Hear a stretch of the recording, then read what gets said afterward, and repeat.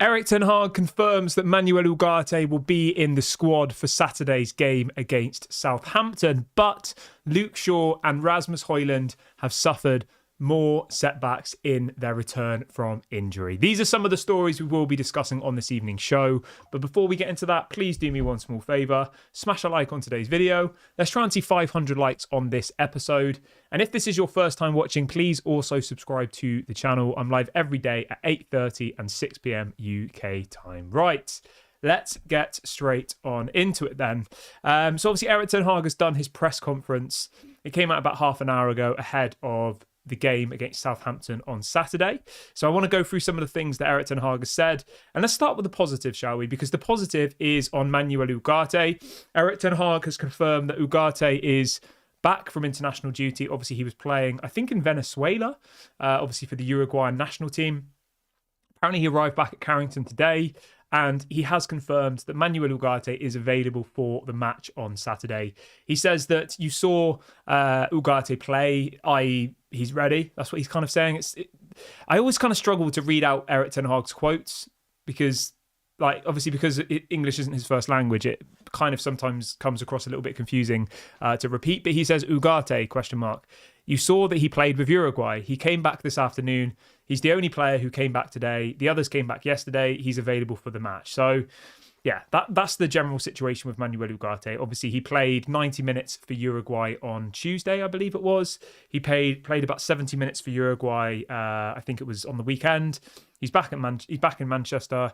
I think he was in training today, and he will be available for the game against Southampton on Saturday. Now, will he start? I would start him, to be honest. If you can play 90 minutes of professional football, no matter the level, I know Venezuela isn't Southampton, but you're still playing a professional football match against other professional footballers. If he's fit enough to play 90 minutes and 70 minutes on the weekend, I would say he's fit enough to start the game on Saturday. You know, it doesn't mean he has to play the whole 90 minutes. He might come off at 60, 70 minutes. That is still an option.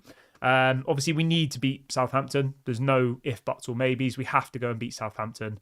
It has to be a convincing result. It needs to be one of those games where other teams and, rival fans look and say, fair play. Because if we go and get a dodgy 1-0 win, I guess a win is all that matters, but there's still then going to be question marks, isn't there? There's still going to be people saying, oh, I'm not sure about Ten Hag. I'm not sure about this. I'm not sure about that. We need to go out and put in a convincing performance. And I think Manuel Ugarte is pivotal to achieving what we want to achieve in the rest of this season. So yeah, Manuel Ugarte back. No players got injured during the international break, which is really, really positive. Amad Diallo's back, Bruno, Fernandes, De Ligt, Onana, all of them are back. They're all in training today. So yeah, that's a positive. We have to take these little baby steps in relation to the positives because there's been so much setbacks over the last couple of years. To get away with not a single player getting injured at the international break is good. Obviously you see Martin Odegaard getting injured for Arsenal. You see Ake getting injured for Man City. So I know it's not a massive thing, but we have to try and take a little bit of a positive from that we should be able to have a pretty much full strength team when we face Southampton on Saturday. Obviously, as I said earlier on in the video, we're still going to be without Luke Shaw and Rasmus Hojlund, which is quite disappointing. There was a lot of people saying that they thought Rasmus and Luke Shaw would be back in time for that game, but Erik ten Hag has effectively said otherwise. Erik ten Hag has said that both of them aren't ready and they won't be fit or available to face Southampton on the weekend, which I think is a bit disappointing. We desperately need Luke Shaw back, and I think we desperately need Rasmus Hojlund back. But I still think we have enough, more than enough, to beat Southampton. No disrespect to Southampton, but they're bottom of the Premier League. They haven't won a single game yet. So yeah, I'm pretty confident that we can beat Southampton. I mean, if we don't beat Southampton, then God knows. I don't even want to imagine what my match reaction will be like if we don't manage to beat Southampton. It's not going to be good, is it? To be honest. But yeah, I'm sending positive energy. I think we're going to beat them. I think we're going to win. I will be doing a match preview tomorrow. So tomorrow's video at 6:00 will be a match preview for the game against Southampton. So I'm looking forward to doing that. I haven't done a match preview in ages, obviously, because the season's only just started. But yeah, tomorrow will be, I think, the first match preview we've done this season. So I'm looking forward to that. That'll be at 6:00 tomorrow night. So make sure you join me for that. Nigel says, I don't think Manchester United want to rush Rasmus Hojlund back. Yeah, I have heard that as well, that, they're trying to be slow and pragmatic about it, which I guess makes sense. The last thing you want to do is rush Rasmus Hojlund back and then in a month's time he gets injured again, because he has had quite a few of these similar hamstring injuries since we signed him, 12 months ago now. He was out for quite a few games last season. He's come back this year, played some of pre-season and then got injured. So I do agree somewhat that Man United do need to be quite careful in relation to Rasmus Hojlund. You don't want to overplay him and then, effectively see him get injured for a longer period of time. It's bad enough losing him for the first 3 games of the season, but say we rush him back against Southampton and then he's out for, another month or 2. That would be really, really difficult for Manchester United to kind of cope with. So yeah, hopefully Manchester United can, get a result against Southampton. I don't even want to picture what will happen if we lose to Southampton, to be honest. We're not going to lose to Southampton. We're going to beat them. Let's try and stay positive. I can't even begin to fathom what that will be like. I saw a stat yesterday that said that Man United haven't lost to Southampton away from home in like 15 games. Something like that. So it's been a very, very long time since the last time we lost to Southampton. So yeah, obviously we'll talk about this more in our match preview tomorrow. But I'm just having a look quickly. When was the last time we lost to Southampton? So the last time we lost to Southampton was in 2016 in the Premier League. 1-0, we lost to Southampton. So literally like 8 years ago. We beat them 9-0 in 2021. I remember that well. There has been a lot of draws against Southampton, though, just to give you a fair account here. So in the last 4 games against Southampton, we've drawn 3 and won 1. And if you go back further than that and you look, say, in like the last 10 games against Southampton, we've drawn 7 of the last 10 games against Southampton and only won 3. So they've not been an easy team to get past. Obviously, we beat them 9-0, which was amazing. But generally, they're one of those teams that will park the bus, and it's whether we can break them down or not. It's as simple as that. If we manage to break them down and get an early goal, then we're fine. If we don't do that, then you never know what could happen. Although I did watch a little bit of Southampton's first couple of games, right? And they do seem to be trying to play like attacking football. So maybe it will be a bit easier than I'm explaining.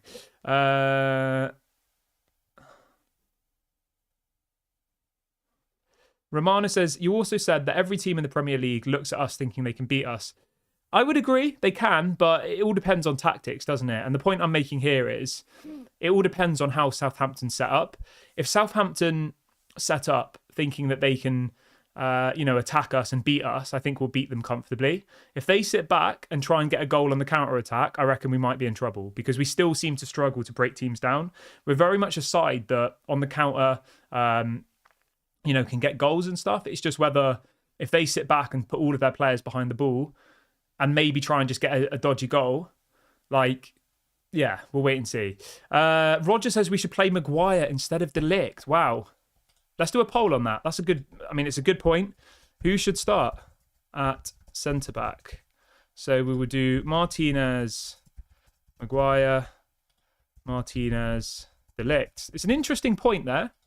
So I've set the poll up. Anybody who wants to get involved, you're welcome to do that. Obviously, if you want to get involved in the comment section, you can also do that as well. The question is this: who should start at centre-back? You've got Martinez and Harry Maguire, or Martinez and De Ligt. Now, I understand why you've said Maguire, because obviously De Ligt had trouble, let's call it, in the international break. But I still think, we've spent, 40... How much was De Ligt? 40 million? Let me just double check. It might have been less than that, actually. I think it was 38, wasn't it? So hard to keep all of these figures on the top of your head all the time. So De Ligt to Manchester United cost 45 million euros. Yeah, so around 40 million, whatever. The point I'm making here is, Man United clearly thought that De Ligt was the future for Manchester United. If he's fit and available, he has to start over Maguire. I'm sorry. You can't bring in somebody for 45 million euros and then bench them for Harry Maguire just because they had a bad performance for the Netherlands. You just simply can't do that. I'm sorry. Like, if De Ligt is fit and De Ligt is available, De Ligt has to start. How do you expect a partnership to form any form of relationship, i.e. Martinez and De Ligt, if every other game you're swapping the two centre-backs? Like, it has to be De Ligt and Martinez. Against Barnsley, midweek next week, fine. Give Lindelof a go. Give Maguire a go. No problem with that whatsoever. But for the Premier League, for the Europa League, for the whatever the more important matches, you need to have De Ligt and Martinez. They need to form this relationship together. And if you don't want that to happen, then it needs to be De Ligt and Maguire permanently. You know, you can't have it chopping and changing. It's either De Ligt and Martinez or De Ligt and Maguire. And then in those lesser games against like Barnsley, the League Cup, whatever, I have no problem with, Maguire and say Lindelof, or Maguire and Johnny Evans or whatever. Like, that's fine. Do that as the partnership for the lesser games. But for a big game like this in the Premier League, it has to be Martinez and De Ligt for me. I get your point though. I get it. Like, people are already starting to have question marks around De Ligt, obviously because of his performances for the Netherlands. I get it, but that's one game. Like, he hasn't made a mistake yet for Manchester United. You can't base everything off one game. So, yeah, I understand it. And as Wesley says in the chat, De Ligt did play badly for the Netherlands, but benching him would knock his confidence. Exactly. You can't spend 45 million euros on a player, then have one bad game for the Netherlands, and then you suddenly drop them. Like, that's going to completely shatter their confidence. So yeah, obviously when Lenny Yoro comes back, I think it's a whole different ball game, and I think Lenny Yoro would compete to get into that team. And if De Ligt starts playing badly, then you know that Lenny Yoro can come in, and I think he's an amazing option to have. But as it stands at the moment, you've just spent 45 million euros on De Ligt. If you don't think he's good enough, why did we buy him in the first place? You know, you have to give him time. Paul says Southampton are actually a decent team. The only thing they lack is a decent forward. They have Adam Armstrong and Breton, who are useless. Fair enough.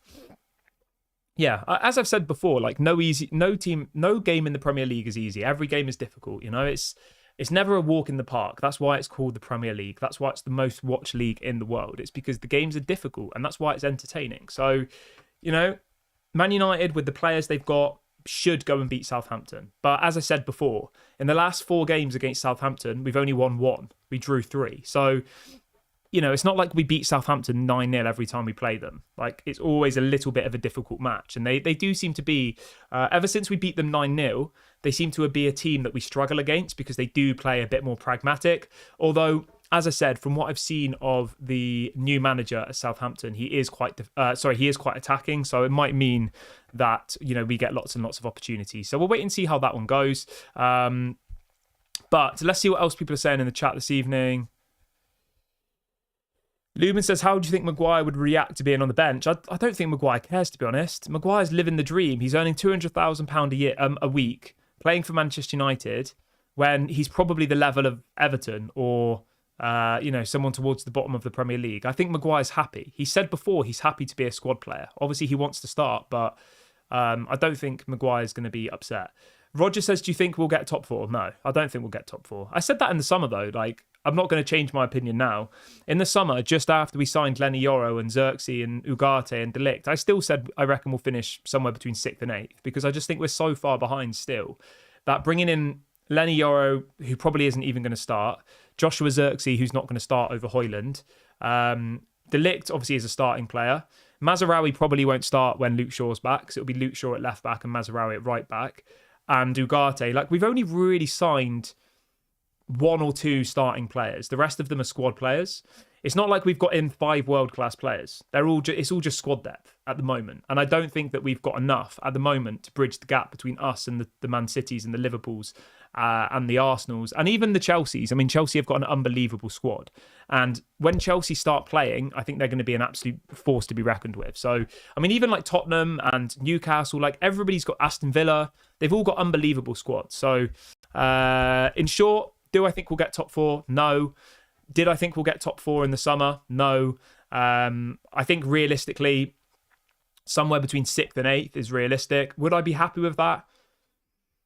I wouldn't be happy with it, but you've got to be realistic. You know, as I just said, you look at the squads that Villa have got, Newcastle have got, Aston Villa have got, Liverpool, Brighton, Man City. All of those teams have got as good squads as ours, if not better. So I don't know why we just suddenly think that we have this divine right to finish in the top 4 when all of the other teams in and around the top 4, their squads are as good as ours, if not better. So I don't know. I don't really understand the logic behind there. I said to you before, right? If all of our players stay fit and we get no injuries, I reckon we'll get top 4 easily. But that's not going to happen. We've already lost Mason Mount, Hojlund, Luke Shaw, Lindelof, probably some others I've forgotten about. Like, we've already lost like 5 or 6 players and we're only 3 games into the season. But I genuinely think when our squad is available, like our first team squad, I think we're good enough to compete for top 4 easily. But in football, especially at Manchester United, you seem to constantly get injuries. So that's my take on that. I don't think we'll get top 4 personally. My preference is that we win the Europa League. I think we have no excuses not to win the Europa League. Erik ten Hag has shown us that he is a manager capable of winning cups. He's won the League Cup. He's won the FA Cup. So I think there's no excuse to not go and win the Europa League. You know, we clearly are a cup side at the moment. We're not a team that can compete over a 38-game season. So yeah, I think, you know, if we can win the Europa League, I would be somewhat happy. That obviously gives us Champions League football next season. And if we can finish maybe 5th or 6th, I'm not going to be happy about it, but I think it's realistic, you know, and I think it probably would be a fair representation of our squad, of where we are as a club. But the key thing for me is that we need to get Champions League football. And the easiest way for us to do that, I think, is to win the Europa League. I honestly do, because the hardest team in the Europa League at the moment is Tottenham. And I think we can beat Tottenham, you know, in a one-off game. Whereas I don't think over a 38-game season we can do that. So yeah, my preference is get the Europa League. If we get top 4 as well, then amazing. That's a massive positive. I will say this though.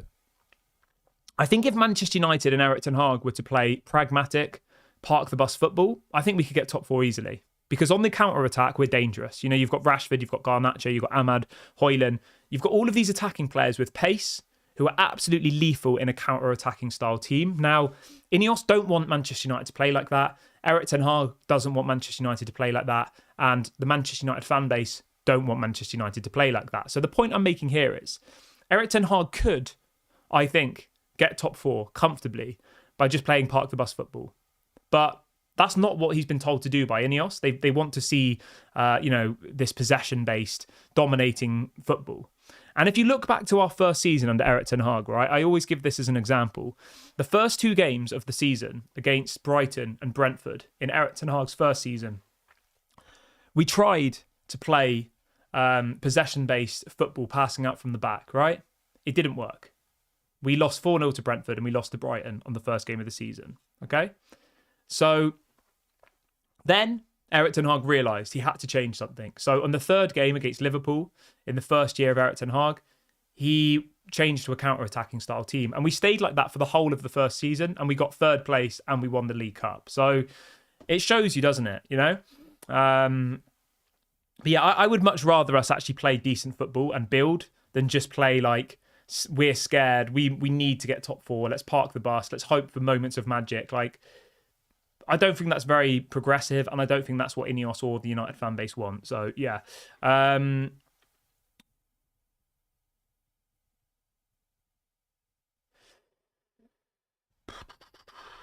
So quite a few people in the chat think we're going to get top 4.